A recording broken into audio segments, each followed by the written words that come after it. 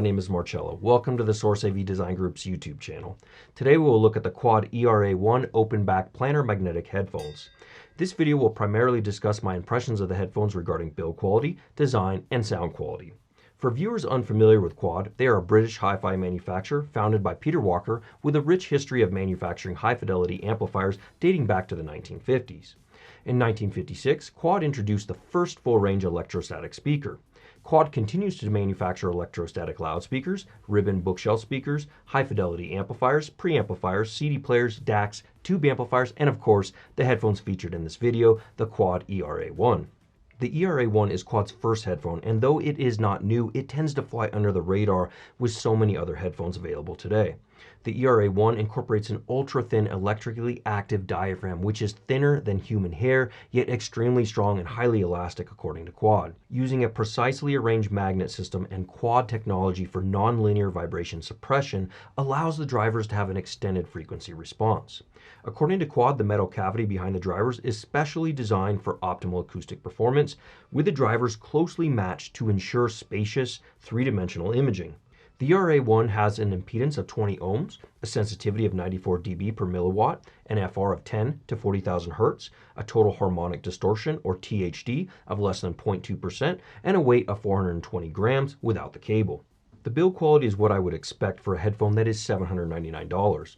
They are pretty comfortable with spacious ear cups, matte silver metal grills on the cups, black metal screens, and some plastic used on the arms that attach to the cups that do make a bit of noise when moving them and placing them on your head or when making some head movements when listening. This is one area of the headphone's build quality that could be improved.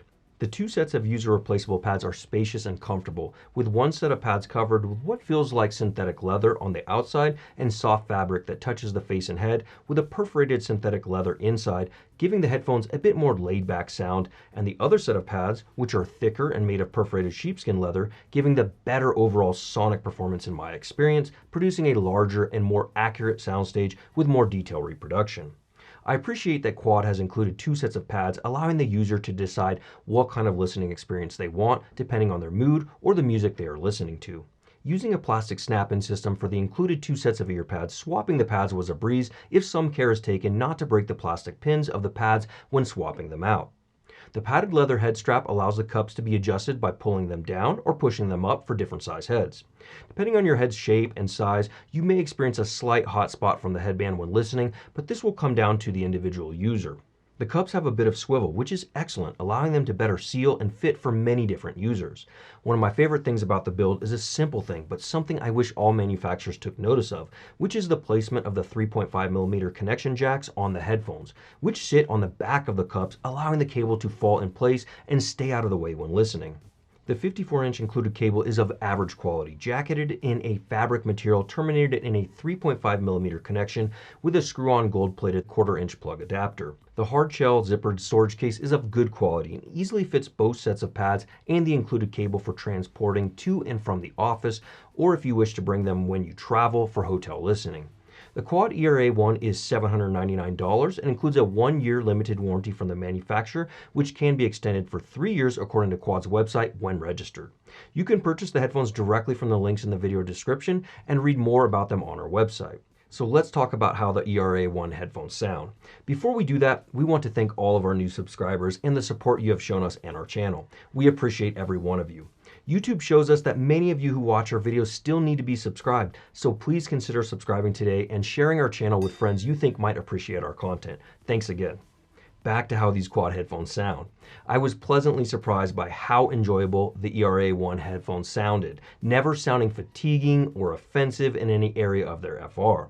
While they are reasonably efficient headphones, I recommend a quality amplifier capable of at least 1.5 to 2 watts or more to achieve better sound quality with the headphones. However, it will also depend on the amplifier and its ability to deliver current, as not all amps are created equal, which is why finding an amplifier with a greater power output is a safer bet, at least for my preferences in sound. Giving the ERA1 more current produces a tighter, faster, higher sound quality. Keep in mind that most planar magnetic headphones are current hungry, even when showing efficient SPL numbers. Current is the flow of charged particles or electrons moving through an electrical conductor. Generally speaking, the more powerful an amp is, the greater the overall watts it can output and the higher the current it can produce. While you may be unable to turn the amplifier up as high on the volume dial on a more efficient planar magnetic headphone, the greater flow of current makes a big difference in the sound. An easy way to think about this is drinking a beverage out of a tiny straw versus a regular straw. The little straw reduces the flow of the liquid, making it harder to drink, whereas a regular straw allows for a greater flow of the liquid. Planar magnetic headphones thrive and perform with greater flow, allowing for faster performance and tighter control of their drivers, producing the best quality of sound from the lowest bass notes to the highest treble notes. With that said, I tested the ERA1 with several amplifiers in-house and the thicker perforated sheepskin leather pads to build my sound impressions, such as the Macintosh MHA200, fed by the Chord Hugo TT2 as the DAC, the internal headphone amplifier of the Chord Hugo TT2, the Wu Audio WA22 headphone tube amplifier fed by the TT2 as the DAC in my main listening room. In my office, I ran the headphones with the Amps & Sound Pendant headphone tube amplifier, the i5 Pro iCan headphone tube, hybrid and solid-state amplifier, the Cavalli tube hybrid headphone amplifier, and the Chord Hugo 2 headphone amplifier. I stream via Qobuz and Tidal via Roon to several of my favorite music playlists, and I will share some of my audible impressions with you on what I heard, as well as how the ERA1 compared to another set of headphones I have in-house, closest in price, the Sennheiser HD660S2. The bass of the ERA1 is deep and relatively robust, with a signature that is not neutral in presentation.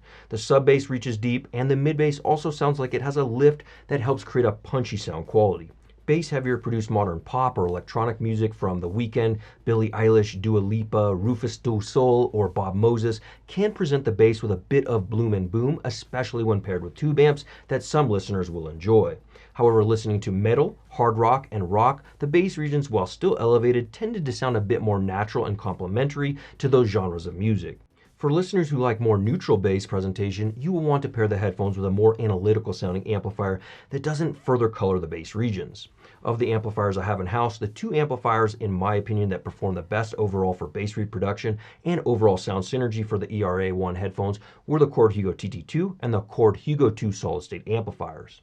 The mid-range of the headphones sound present, well-defined, without sounding forward or overly recessed. Strings have some warmth and fullness to their sound, with the electric guitar having good fullness and presence in the upper mid-range with just enough bite to sound proper. The bass guitar presents a good growl and attack in the mid-range. Vocals sound present and well-defined with a bit warmer than neutral tone, which I found enjoyable, especially considering the price of these headphones. Piano keys when listening to Lang Lang didn't have quite the overall definition and presence I prefer, however they didn't sound muddy either and were still very enjoyable for piano and classical compositions. The treble of the ERA1 headphones is present and crisp, producing good sounding snare drums with cymbals having pleasing overtones and sparkle, quickly defining themselves on tracks like Dreams by Fleetwood Mac. The treble is not fatiguing or overly bright sounding, which I always appreciate, but it still has some extra sparkle that sounds great with synths. The overall sound of the headphones is quite enjoyable, with a fun and energetic sound that people who like to jam to music and not necessarily analyze every track component will enjoy. Think of a set of headphones you want to listen to music and escape, with a bit of tonal warmth and color in the bass and mid-range that allows music like classic rock, hard rock, and metal to excel. The soundstage of the ERA1 isn't huge, but at the same token, it is larger than many other headphones in this price range. The imaging is excellent for their price, with well-layered images on their soundstage of vocals and instruments. The instrument and vocal timbre are accurate, with a bit of color and warmth as I have described that was enjoyable to listen to. So overall, the headphones sound reasonably balanced, with a bit of emphasis in the bass regions and a little bit of emphasis in the treble, with a mid-range that still sounds present and defined. For a planar magnetic headphone, I find their timbre to sound pretty good, not sounding overly dry as some planars can. For my preferences, I enjoy these headphones with rock, classic rock, metal, and some pop and electronica.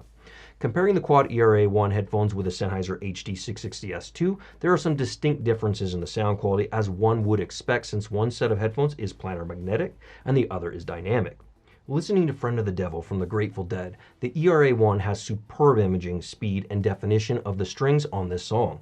Compared to the Sennheiser HD660S2, the Sennheiser presents the strings with less overall body, creating a slightly more crisp, less colored sound. The vocals of Jerry also sound a bit cooler than the warmer vocal presentation of the ERA1. The lower notes and bass regions of the 660S2 are less extended or as emphasized than the ERA1 headphones. Overall, the ERA1 sounds faster and better separated, with more warmth in the bass region and mid-range, giving strings and vocals more overall body. The treble of the ERA1 also sounds further extended than that of the HD660S2.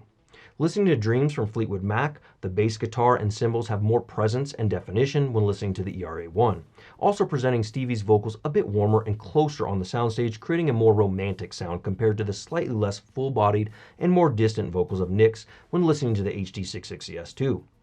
Listening to AC/DC's Thunderstruck, it's again the more full-bodied, spacious sound of the Quad ERA1 headphones I would choose for this type of music.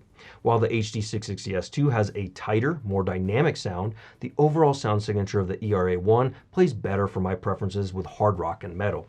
When the kick drum drops in and thunder begins chanting over the kick drum and guitar, the more powerful, emotional, and moving sound of the ERA1 makes me want to keep listening.